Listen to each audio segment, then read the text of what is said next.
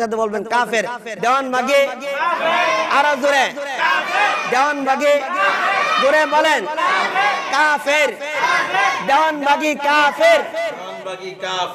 আল্লাহ পাকের কাছে শুকরিয়া আদায় করি এই দেওয়ানবাগী 2020 সালে, আমার মনে হয় 2020 সালে যে কষ্ট আমার ভিতরে ছিল এই দেওয়ানবাগী মরার পর দিয়ে আল্লাহ পাকের কাছে আমি শুকরিয়া আদায় করছি। আয় আল্লাহ, এই দেওয়ানবাগী কুখ্যাত কাফেরকে দুনিয়া থেকে নিয়ে আল্লাহ আমাদের উপর তুমি খাস রহমত নাযিল দান করছেন। মারা গেছে, আমার বাবা দেওয়ানবাগী মারা গেছে, এইটা যদি কোনো মুসলমান বিশ্বাস করে তার ঈমান থাকতো না। জোরে কন নাউযুবিল্লাহ, আর জোরে কন নাউযুবিল্লাহ। তার ছেলে বলতেছে আমার বাবা আল্লাহ পাকের কাছে সাক্ষাৎ করতে গেছে।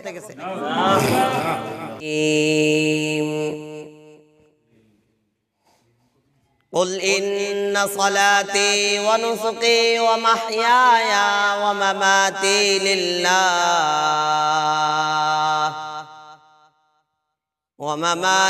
لله رب العالمين. وقال تعالى كيف تكفرون بالله وكنتم أمواتا فأحياكم ثم يميتكم ثم يحييكم ثم إليه ترجعون.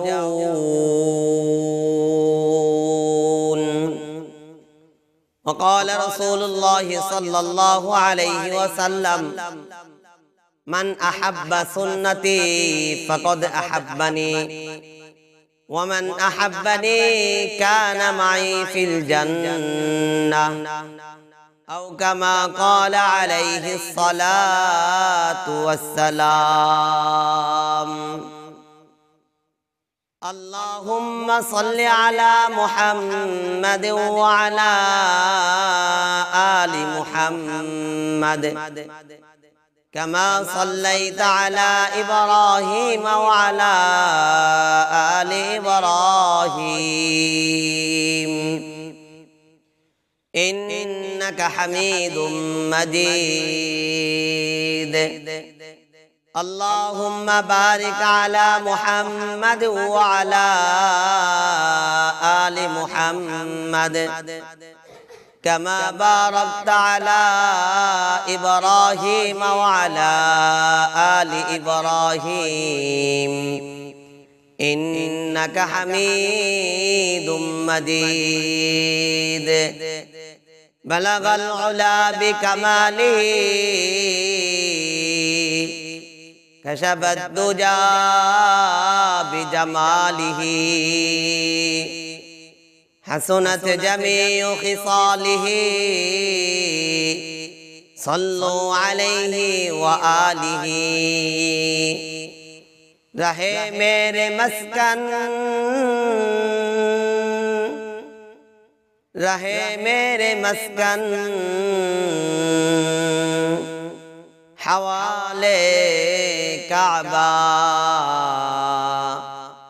बने मेरे मदबन दियारे मदीना. बलगल उला बिकमालिही कशफत दुजा बिजमालिही हसनत जमीउ खिसालिही सल्लु अलैहि व आलिहि. আলহামদুলিল্লাহ, আল্লাহ রাব্বুল আলামিনের দরবারে কালিমাতুশ শুকর আদায় করি যে আল্লাহ রাব্বুল আলামিন আজকে আমাদেরকে এমন একটা ফিতনা ফাসাদের জামানায়, মুসলমানের এমন একটা ভয়াবহ দিন, এমন একটা লগ্ন অবস্থায়, এমন একটা দুর্যোগময় সময় আমাদের সময়কে অতিক্রম করতেছি, যেই সময়ের ভিতরে মুসলমানের ঈমানকে টিকানো বড় দায় হয়ে গেছে।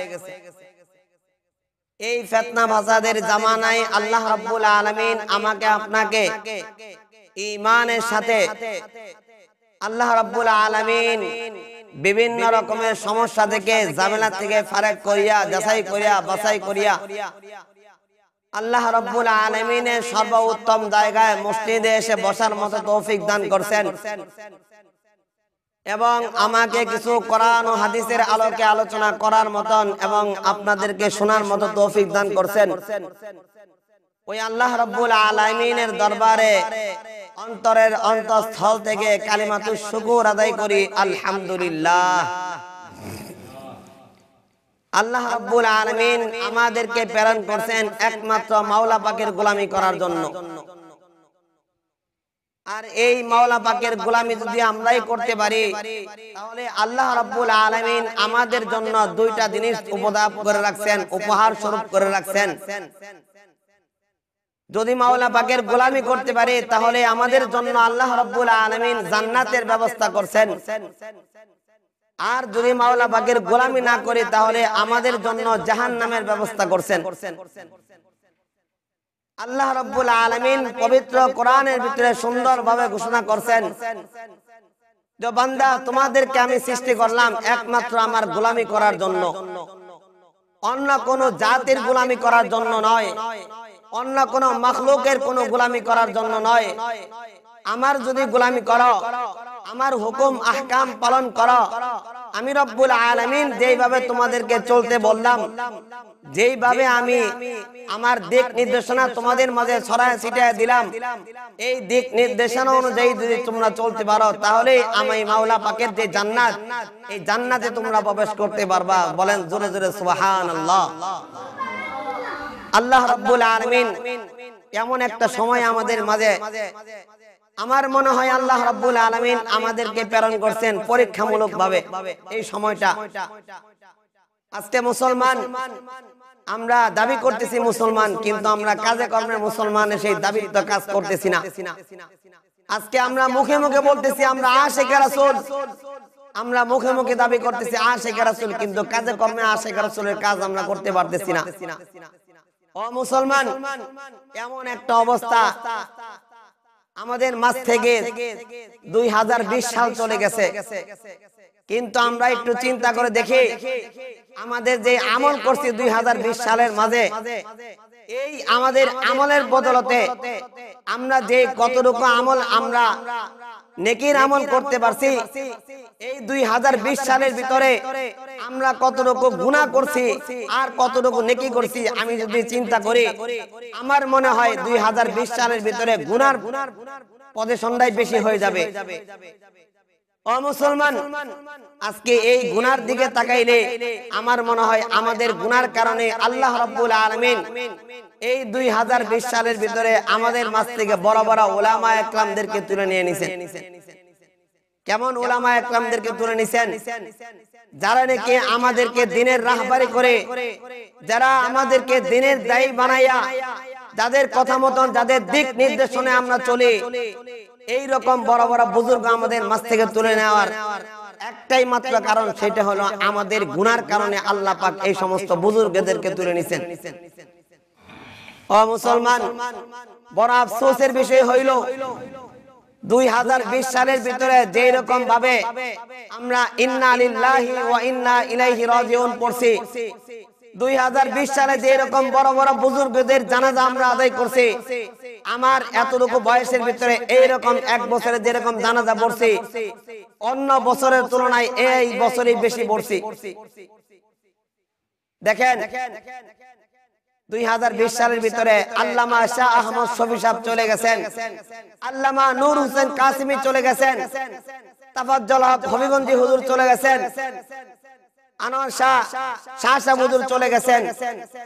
একে একে দেখতে দেখতে অনেক লোকই আমাদের মাঝ থেকে চলে গেছেন। এখন আমরা এতিম হয়ে গেছি।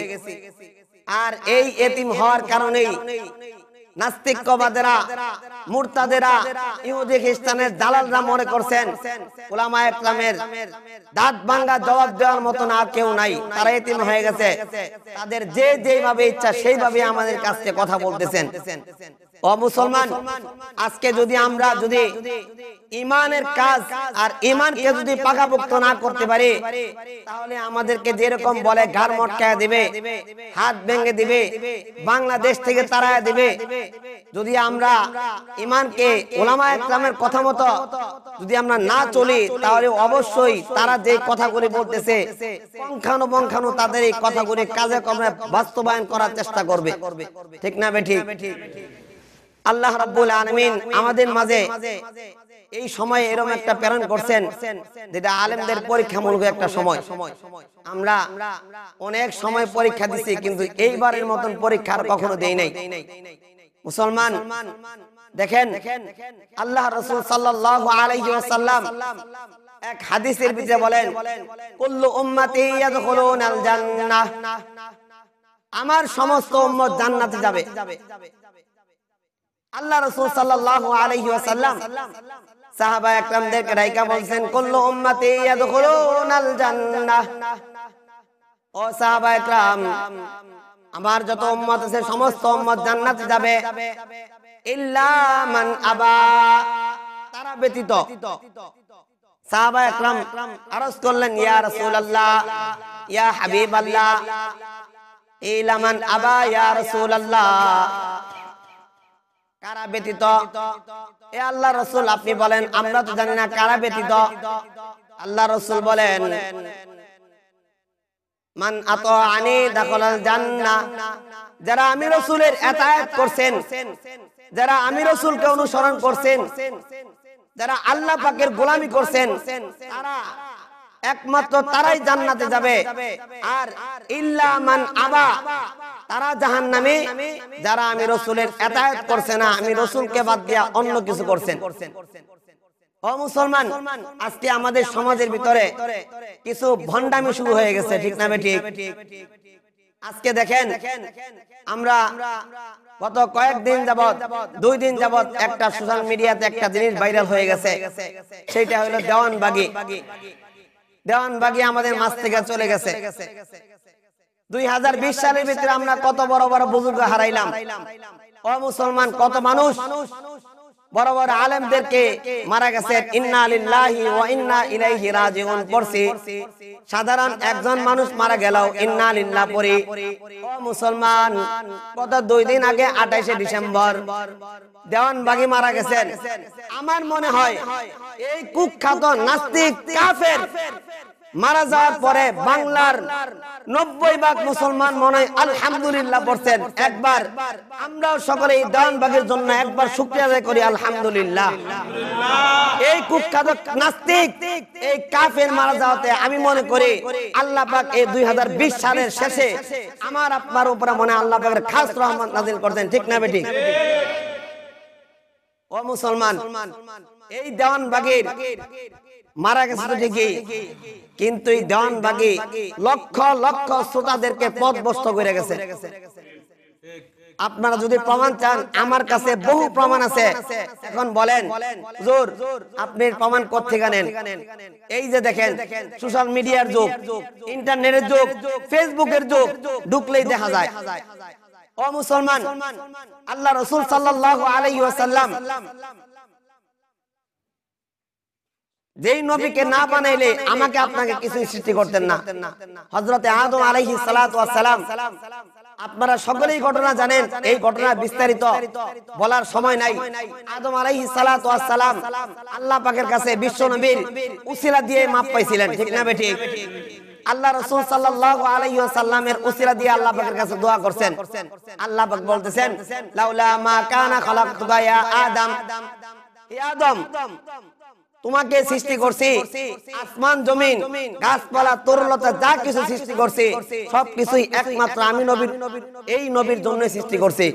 বিশ্ব নবী সাল্লাল্লাহু আলাইহি ওয়াসাল্লামকে যদি সৃষ্টি না করতাম, হে আদম, তোমাকে আসমান জমিন গাছপালা তরুলতা কোনো কিছু সৃষ্টি করতাম না। এই নবীকে নিয়েও কটূক্তি করছেন এই দেওয়ানবাগী কাফের। আমার সাথে আপনারা বলতে পারবেন দেওয়ানবাগী কাফের? বলতে পারবেন? এক বাক্যে বলতে পারবেন সবাই? আমি বলবো দেওয়ানবাগী কি, আপনারা বলবেন কাফের। যদি দেওয়ানবাগীকে কাফের সন্দেহ করে মনে মনে যে দেওয়ানবাগী কাফের, এটা কি বিশ্বাস হয় না? এইরকম কোন মুসলমানের ভিতরে কোনো সন্দেহ থাকে, এই ব্যক্তিও কাফের হয়ে যাবে, ঠিক না ঠিক? এটা কোরআন হাদিসের দলিল। এজন্য আমি যা বলবো আপনার সাথে সাথে বলবেন কাফের। দেওয়ানবাগী আরো জোরে, দেওয়ানবাগী জোরে বলেন কাফের, দেওয়ানবাগী কাফের। আল্লাহ পাকের কাছে শুকরিয়া আদায় করি এই দেওয়ানবাগী 2020 সালে, আমার মনে হয় 2020 সালে যে কষ্ট আমার ভিতরে ছিল, এই দেওয়ানবাগী মরার পর দিয়ে আল্লাহ পাকের কাছে আমি শুকরিয়া আদায় করছি। আয় আল্লাহ, এই দেওয়ানবাগী কুখ্যাত কাফেরকে দুনিয়া থেকে নিয়ে আল্লাহ আমাদের উপর তুমি খাস রহমত নাযিল দান করছেন। জোরে জোরে কন্যা সুবহানাল্লাহ। এই দেওয়ানবাগী কে বলছে জানেন? অনেকেই তো সাধারণ মানুষ জানে না। আমার মনে হয় এই দেওয়ানবাগীকে যদি আপনারা এই গফরগাঁয়ের জমিনে পাইতেন, জুতা দিয়া বাইরে গফরগাঁতে ছাড়া করা হইতো, ঠিক না ঠিক? এই দেওয়ানবাগী বলতেছেন আল্লাহ রাসূল সাল্লাল্লাহু আলাইহি ওয়াসাল্লামের মেয়ে মা ফাতেমা রাদিয়াল্লাহু তাআলা আনহা তার স্ত্রী। বলেন নাউজুবিল্লাহ, আরো জোরে বলেন নাউজুবিল্লাহ। আচ্ছা বলেন তো একে কি করা দরকার? শুধু ভাই এটা না, এই দেওয়ানবাগী মরার পর দিয়াও শুধু মইরা যায় ঝামেলা শেষ করছে না, মইরা যাওয়ার পর দিয়া আরেক কুখ্যাত কাফের নাজিল করে চলে গেছে। সেটা হলো তার ছেলে। ছেলে বলতেছে আমার আপনার পিতা, আমার আপনার মা বাবা যদি মারা যায়, ও মুসলমান, আমার মনের কষ্টে কান্নার চোটে আমি কথাই বলতে পারবো না, ঠিক না ঠিক? আর এই দেওয়ানবাগী কুখ্যাত কাফের ছেলে বলতেছে আমার বাবা মারা গেছে, আমার বাবা দেওয়ানবাগী মারা গেছে। এইটা যদি কোনো মুসলমান বিশ্বাস করে তার ঈমান থাকতো না। জোরে কন নাউজুবিল্লাহ, আরো জোরে কন নাউজুবিল্লাহ।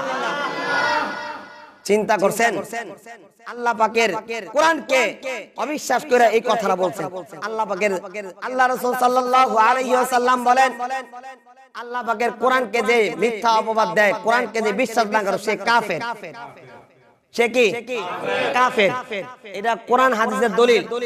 শুধু এইটা না, শুধু এই দেওয়ানবাগী এই কুখ্যাত কাফের এই কথা বলে শেষ করছে না, বলতেছেন আমি দেওয়ানবাগী এমন একটা লোক যে আমার কাছে এমন এমন লোক আসে যেটা আপনারা বুঝতে পারবেন না। তার অনুসারীরা জিজ্ঞাসা করে যে হুজুর কে আপনার কাছে আসে? বলতেছেন আমার কাছে জিবরাইল আসে। জোরে কোন নাউজুবিল্লাহ। আমার কাছে মিকাইল আসে, আজরাইল আসে, এরপরে কি আমার কাছে ইসরাফিল আসে। শুধু তাই না, নবী মুহাম্মদুর রাসূলুল্লাহ থেকে নিয়ে আল্লাহ পাক পর্যন্ত আমি দেওয়ানবাগী মিছিল করে। বলেন নাউজুবিল্লাহ। চিন্তা করছেন? তাহলে কি আল্লাহ পাক যদি তার মিছিল করে তার মানে কি দেওয়ানবাগী আল্লাহ পাকের চাইতে বড় হয়ে গেছে? তার কথা দিয়ে এরকমই তো বোঝা যায় নাকি? তাইলে আমরা যদি দেওয়ানবাগী যদি মইরা গেছে এখন যদি আমরা পাই, তার আমরা কি করুম? জুতা দিয়ে বাইরেতে বাইরেতে কবরের ভিতরে নিয়ে ছেড়ে দেব, ঠিক না বেটি? এর জুতার বাড়ি ছাড়ার কোনো গতি নাই। শুধুই দেওয়ানবাগী না, দেওয়ানবাগী, কুতুববাগী, আটরশি, চন্দ্রপুরে, মানিকগঞ্জি, যত কিছু সবটি কাফের, সবটি দেওয়ানবাগী, সব বন্ধ। হইতা এর অনুসারী যারাই করবে এরাই বন্ধ হয়ে যাবে। ভাই আজকে খুব দুঃখের চোরে বলতেছি, এই শত শত লক্ষ লক্ষ মানুষকে পথভ্রষ্ট করে গেছে। শুধু এখানে তাই শেষ করছে না, দেওয়ানবাগীর দুইটা প্রমাণ স্বরূপ যদি আপনারা চান তাহলে আমি আপনাদের প্রমাণ দিয়ে যেতেছি। সোশ্যাল মিডিয়ায় ভিডিও হইতেছে। দেওয়ানবাগীর একটা বই আছে আল্লাহ কোন পথে। জোরে কর নাউজুবিল্লাহ। আরে ভাই ভয় পাইতেছেন নাকি? ভয় পাওয়ার কিছু নাই, আমি দলিল প্রমাণ সব দিয়ে দিতেছি। একটা বইয়ের ভিতরে আছে আল্লাহ কোন পথে। এই বইটার ভিতরে লিখছেন যে দেওয়ানবাগীর কাছে যদি কেউ মুরিদ হয় সে কোনো ধর্মাবলম্বী হইতে হবে না, তার কথা মতো কাজ করলে সে জান্নাত পাবে। অথচ আল্লাহ পাক এই কোরআনের ভিতরে বলতেছেন ইন্নাদ-দীনা ইনদাল্লাহিল ইসলাম ওয়া মাখতালাফাল্লাযীনা উতুল কিতাব। আল্লাহ পাক বলতেছেন ও বান্দা, আমি রব্বুল আলামিনের কাছে একমাত্র মনোনীত ধর্ম হইল কি? জোরে বলেন ইসলাম। আর হ্যাঁ কি কইতেছে? তার কাছে মুরিদ হইলে কোন ধর্ম অবলম্বী লাগতো না। সে হিন্দু হোক, খ্রিস্টান হোক, বৌদ্ধ হোক, নাসারা হোক, যেটাই হোক, কিচ্ছু লাগতো না, এমনি জান্নাত পাইবে। হায় হায় হায় হায় রে, কোন দেশে বসবাস করতেছি মুসলমান। শুধু তাই না, আমি মনে করি যারাই তার মুরিদ হইছে, দেখেন কেমন গণ্য মূর্খ, কেমন জালেমরা তার মুরিদ হইছে। এইখানে বৈশা বৈশা বলতেছে আপনাদেরকে বিশ্বাস হয় আমি নবীর মেয়েকে বিবাহ করছি? এরা বলছে হ্যাঁ আমাদের বিশ্বাস হয় আপনি নবীর মেয়েকে বিবাহ করছেন। অথচ নবীর মেয়েকে বিবাহ করা কি সোজা ব্যাপার? শুধু তাই না, আরো করছেন। দেওয়ানবাগীর একটা বই, আরেকটা বইয়ের নাম রসুল কি সত্যি গরিব ছিল নাকি, সে এটা বই লিখছেন। সে বলতেছেন রসুল গরিব ছিলেন না। আপনারা কি জানেন রসুল কি বড়লোক ছিলেন? বড়লোক ছিলেন? রসুল কি, রসুল সাল্লাল্লাহু আলাইহি ওয়াসাল্লাম আল্লাহর কাছে দোয়া করছেন, আল্লাহ আমি ওই সমস্ত ব্যক্তির সাথে থাকতে চাই সেই সমস্ত ব্যক্তি এক বেলা খানা খায় আর এক বেলা তোমার শুকরিয়া আদায় করে। সুবহানাল্লাহ বলবেন না? আর জোরে বলেন না সুবহানাল্লাহ। আল্লাহ ওই সমস্ত ব্যক্তির সাথে আমি হাসর নাসর করতে চাই যে সমস্ত ব্যক্তি আল্লাহ এক বেলা খায়া আরেক বেলা না খায়া তোমার ইবাদত করছেন। আল্লাহ রাসূলকে আল্লাহ পাক বলেন, ইয়া রাসূলুল্লাহ ইয়া হাবিবাল্লাহ, ওগো নবীজি আপনি যদি বলেন এই দুই পাশের দুই পাহাড়কে আমি সোনা বানায় দেই। আল্লাহ রাসূল বলেন না না না, ইয়া আল্লাহ আমি এক বেলা খাইয়া আরেক বেলা না খাইয়া আল্লাহ আপনার ইবাদত করব, এটাই আমার জন্য যথেষ্ট। সুবহানাল্লাহ, কতটুকু কষ্ট করছেন আমার আপনার জন্য। আর এই দেওয়ানবাগী কুখ্যাত কাফের দেওয়ানবাগী বলতেছে রাসূল গরিব ছিলেন না। শুধু এইখানে বলে শেষ করছেন না ভাই, আরো ঘটনা আছে, আরো প্রমাণ আছে। এই কুখ্যাত দেওয়ানবাগী বলতেছেন যে রাসূল সাল্লাল্লাহু আলাইহি ওয়াসাল্লাম কে নাকি সে ময়লার ডাস্টবিনে পড়ে থাকতে দেখছে। বলতেছেন আমি রাসূল সাল্লাল্লাহু আলাইহি ওয়াসাল্লামকে ময়লার ডাস্টবিনে পড়ে থাকতে দেখছি।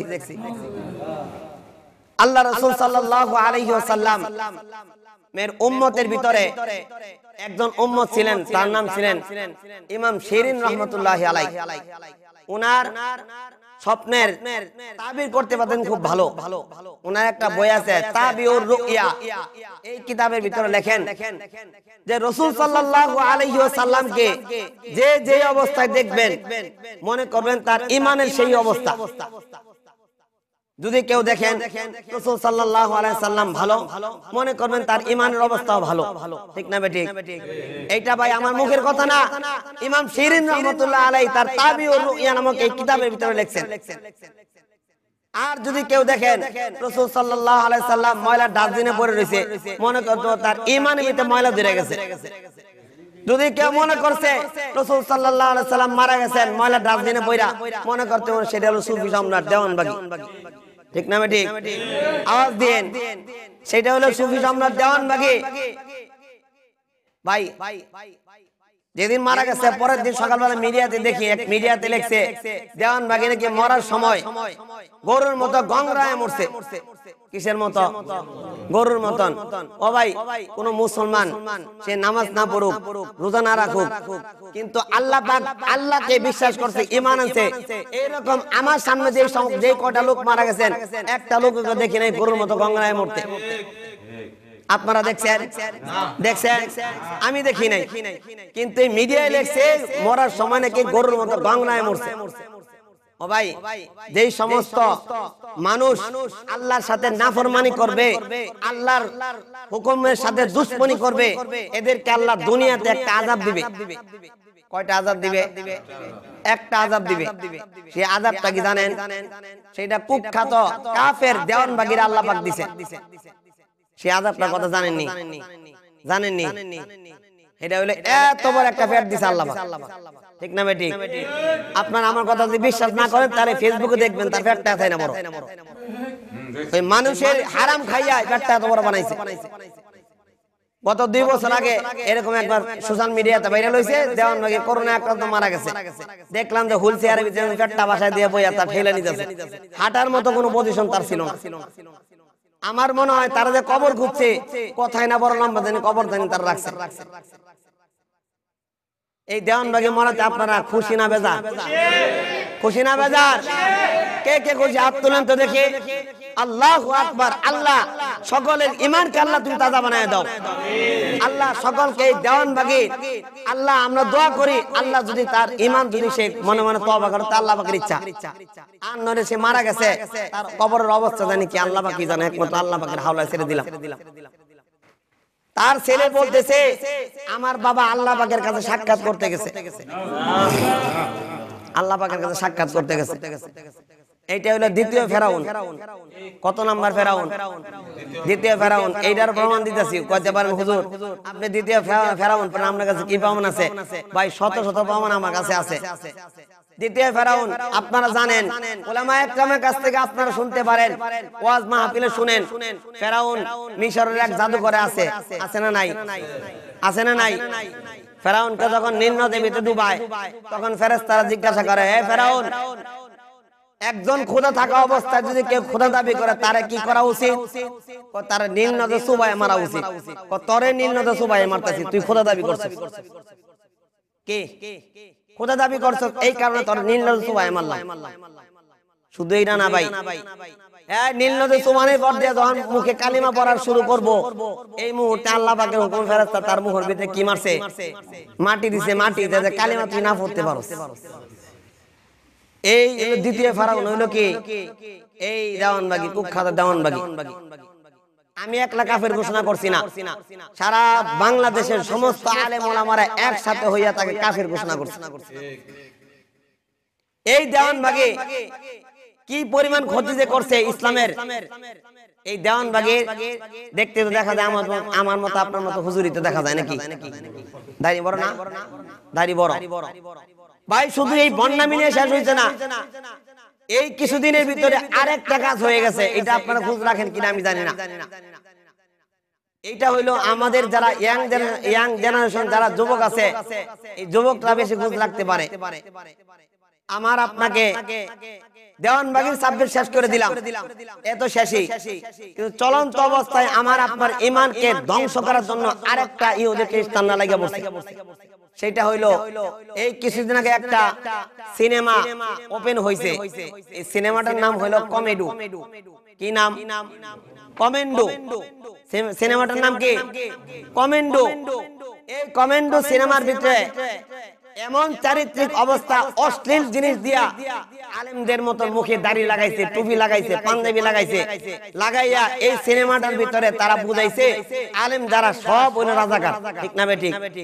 আপনারা দেখা দিয়ে এইখানে নারায়ে তাকবীর আল্লাহু আকবারের স্লোগান পর্যন্ত লাগাইছে। একটা আমি দেখলাম পতাকার ভিতরে লা ইলাহা ইল্লাল্লাহ মুহাম্মাদুর রাসূলুল্লাহ পর্যন্ত লেখা আছে। আর এইটার ভিতরে এই যখন তারা রাজাকার বানাইলো, বানানোর পর দিয়া এই রাজাকারকে হত্যা করতেছে কে জানেন? ভারতের একজন বিধর্মী দেব। তার নাম কি? দেব। এখন বলেন হুজুর আপনার নাম জানেন কেমনে? হুজুর আপনি নাম জানেন? হুজুর আপনি ছবি দেখেন না? ভাই আমি ছবি দেখি না। আমি যখন এই জিনিসটা পড়তে গেছি তখন তার নাম বেরিয়ে পড়ছে। দেখছেন আমার মুখ দিয়ে দেবের নাম না বেরিয়ে দেরি হয়েছে। আমি যদি দেখতাম, অভ্যস্ত থাকতাম, তাহলে দেবের নাম আগে কই দিতাম। আপনি জিগান ছোট ছোট পোলা ভান্ডে, এরাও দেবের নাম কইতে পারবো। আজকে মুসলমানের দাড়িকে অসম্মানী করা হইতেছে, মুসলমানের টুপিকে অসম্মানী করা হইতেছে, মুসলমানের পাঞ্জাবিকে অসম্মানী করা হইতেছে, আলেমদেরকে রাজাকার বলা হইতেছে, জঙ্গি বলা হইতেছে, আলেমদেরকে উগ্রবাদী বলা হইতেছে। কারণ কি? আলেমরা কোরআনের হক কথা বলার কারণে উগ্রবাদী, জঙ্গিবাদী, সন্ত্রাস বলা হইতেছে। ঠিক না বেঠিক? এজন্য মুসলমান এই সমস্ত কথা এবং কাজের প্রতিবাদ করতে হবে। আমরা করতে রাজি আছি তো ইনশাআল্লাহ? কে কে রাজি আছি হাত তুলেন। ইসলামের জন্য কে কে রক্ত দিতে রাজি আছে ইনশাআল্লাহ হাত তুলেন। আল্লাহ পাক সকলকে কবুল করুন। আল্লাহ পাক সকলকে এই ইসলামের জন্য যে কোনো অবস্থায় আলেমরা যদি রাখ দেয়, ইসলামের গাছের গোড়ায় রক্ত আল্লাহ পাক আমাদের সকলকে দিনের জন্য রক্ত দেওয়ার তৌফিক দান করুন। সকল বলে আমিন। ও ভাই, আজকে এই কমেন্ডো, এই প্রতিবাদটা ওলামায়ে কেরামদের মাধ্যমে, ফেসবুক, সোশ্যাল মিডিয়ার মাধ্যমে হওয়ার কারণে এই জিনিসটা বন্ধ হয়েছে। আলহামদুলিল্লাহ বলেন। এই জিনিসটা বন্ধ হওয়ার কারণে আমরা মুসলমান অনেক গুনাহ থেকে হেফাজত পাইছি। এটা ভারতে মুক্তি পাইছে, এরপরে বাংলাদেশে মুক্তি পাওয়ার চিন্তা করছে, বাংলাদেশে সারা চিন্তা করছিল। এটা তো ভাই আলেমরা দেখলো না, দেখলো কারা? সাধারণ ইয়াং জেনারেশন, স্কুল কলেজ ভার্সিটির ছেলেরা, তারা দেখা তারা এখান থেকে অনুশোচনা করতো নিশ্চয়ই মনে আলেমরা জঙ্গি। আমার একটা বাস্তব একটা অভিজ্ঞতা, একটা ঘটনা করে শেষ করে দেব বয়ান। 2012 সালের ঘটনা। তখন আমার দাড়ি মোছ কিছুই গজায় নাই। আমি ঢাকায় যখন পড়ি তখন গেছি দোকানে চা খাইতে। কি খাইতে? আমার একটা অভ্যাস আছে, চা খাওয়ার একটা অভ্যাস আছে। চা খাওয়ার দোকানে গেছি, যাওয়ার পর দিয়া এই দোকানে কিছু মুরব্বী টাইপের লোক আছে যাদের হুজুরদেরকে দেখলে বেগুনের মতো চুলকায়, ঠিক না বেঠিক? আছে না? অ্যালার্জি, বেগুন খেলে দেখুন অ্যালার্জির মতো চুলকায়, তাদেরকে হুজুর দেখলে চুলকায়। আমার সাথে আরো দুইজন বন্ধু ছিল, আমাদেরকে দেখা বলতেছে দোকানদার, এই রাজাকারের দল আছে, রাজাকারের দলকে বিদায় করো। নাউজুবিল্লাহ বলেন। কোন ব্যক্তি যদি আলেমকে গালি দেয়, কোন ব্যক্তি হক্কানি কোন আলেমদেরকে যদি গালি দেয়, আল্লাহর কসম করে বলতেছি, আল্লাহর কসম, ওই ব্যক্তি যদি বিবাহ করে থাকে তার বউ তালাক হয়ে যায়। জোরে বলেন নাউজুবিল্লাহ। ওই ব্যক্তির বউ তালাক হয়ে যায়। যদি ফতোয়া যদি কেউ জানতে চান, বড় বড় আলেমরা আছে যে হুজুর আমাদের খতিব সাহেব আজকে এই কথা বলে গেছে, এটা কথা ঠিক না বেঠিক? আপনারা জানেন নিবেন।